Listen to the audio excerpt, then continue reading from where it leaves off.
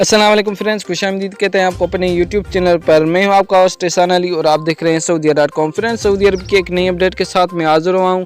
जैसे कि आपको पता है, सऊदी अरब ने फ़्लाइट्स पर तो पाबंदी आयद कर दी थी, लेकिन सऊदी अरब ने एक और शराइत बताया था कि अगर सऊदी अरब पहुंचना है तो पहले बहरीन के रास्ते से करंतना करना पड़ेगा, उसके बाद आप सऊदी अरब जा सकते हैं और जिद्दा से रियाज के लिए फ़्लाइट में आ सकते हैं।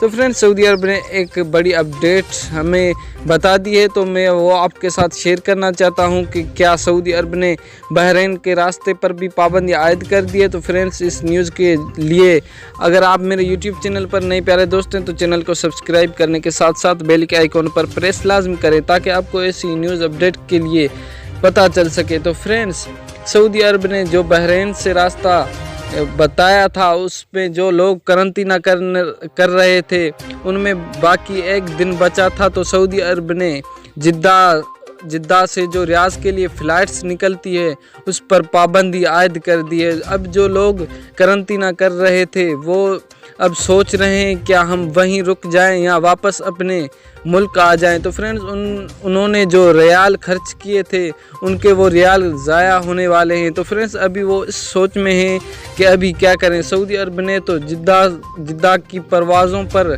पाबंदी आयद कर दी और जो उनके फ़्लाइट्स थी उन पर पाबंदी आयद कर दी है। अब मुसाफिर क्या करें। तो फ्रेंड्स, सऊदी अरब करंतना करने वाले हज़ारों मुसाफिर अब इस टेंशन में है कि उनके जो रियाल हैं वो ज़ाया हो जाएंगे। जो उनके सेठ हैं उन्होंने भी उनको जवाब दे दिया है कि अभी आपका मसला है, आप वापस जाएं या आए वो आपका मसला है। इस गरीबों का क्या होगा। फ्रेंड्स, ऐसी न्यूज़ अपडेट के लिए हमारे चैनल को सब्सक्राइब ज़रूर करें। मिलते हैं इंशाल्लाह नेक्स्ट वीडियो में, तब तक के लिए अल्लाह हाफिज़।